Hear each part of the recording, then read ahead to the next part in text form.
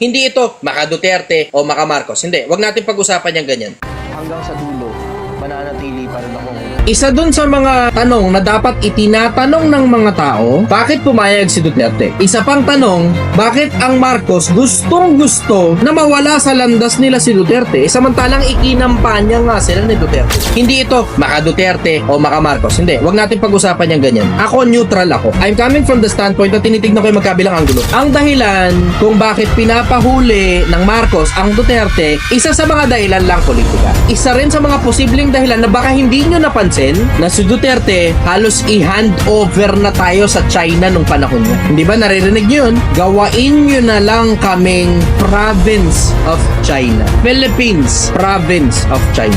Gawain na lang ninyo kaming province, Fujian, pati Philippine province of China.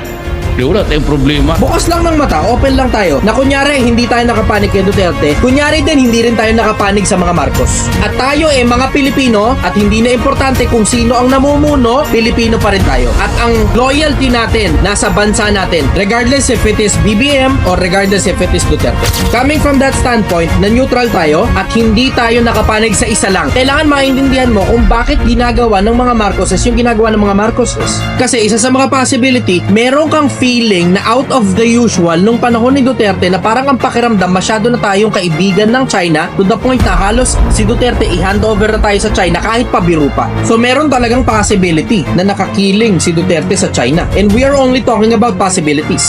Bago ka sumama ang loob na bakit kumikiling si Duterte sa China, kailangan mo ring i-check kung ano ba ang nangyayari sa pandaigdigan.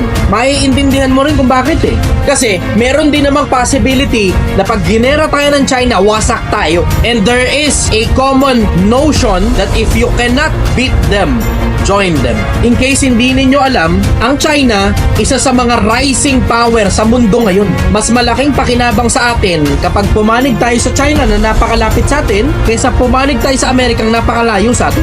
Pag yung dalawang bansa na yung naggera, pirat tayo dahil nakadikit lang tayo halos sa China, napakalayo na Amerika sa atin. So mas tactical na pumanig ka sa China kaysa sa Amerika.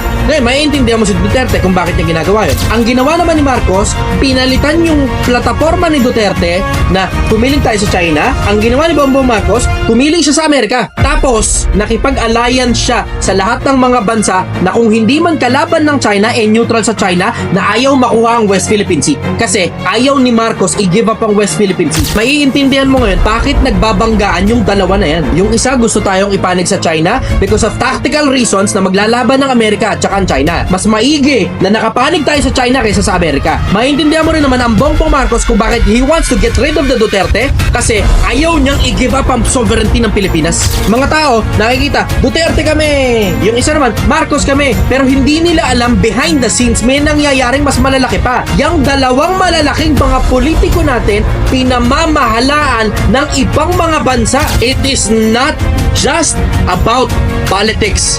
It is about the lives of every single Filipino. Wala masyadong nag-iisip ng ganyan Na yung dalawang nagbabangga ang malalaking bato na yan, parehas ang iniisip nila yung mga susunod na lahi nating mga Pilipino. Wala masyadong nag-iisip ng ganun. Ang nakikita lang nila, si Duterte, hinuli! Masamang tao, bangagang bongbong! Ganun lang ang nakikita ng mga tao Sabi ko nga, how I wish nakikita nyo yung nakikita ng mata ko. And you will be outstandingly be in the middle and not be biased sa mga Duterte o sa mga Marcoses. Politicians live and die.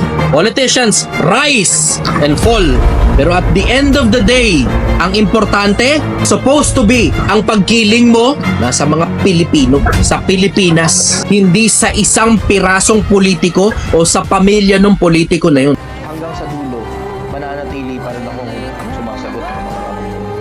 Mananatili akong hindi interesado sa politika. Mananatili akong hindi interesado sa pera. Mananatili akong hindi interesado sa kasikatan, sa kayamanan, sa kapangyarihan, sa katanyagan. Mananatili pa rin akong sumasagot sa mga tanong ninyo sa pag-ibig at sa pagmamahal sa akin.